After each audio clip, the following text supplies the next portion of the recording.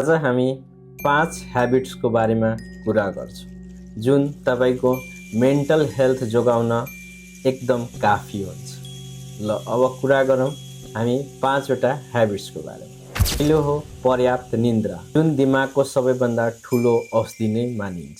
र दोस्रो हो हरेक दिन 20 देखि 30 मिनेट हिलडुल वा एक्सरसाइज। र तेस्रो फोन र सोसल मिडियाबाट सानो ब्रेक लिनुहोस्। चौथो आफ्नो भावना कसैसँग खुलेर कुरा गर्नुहोस्। र पाँचौं आफ्नो लागि केही समय निकाल्नुहोस् जसले तपाईलाई खुसी बनाउँछ। याद राख्नुहोस्, मेन्टल हेल्थ जोगाउने काम एक दिनको होइन, दैनिक सानो कदमबाट हुन्छ। आजैबाट सुरु गर्नुहोस्, किनकि स्वस्थ मन नै सफल जीवनको आधार हो। भिडियो मन परे लाइक गर्नुहोला र मनमा लागेको कुरा कमेन्टमा राख्नुहोला। धन्यवाद।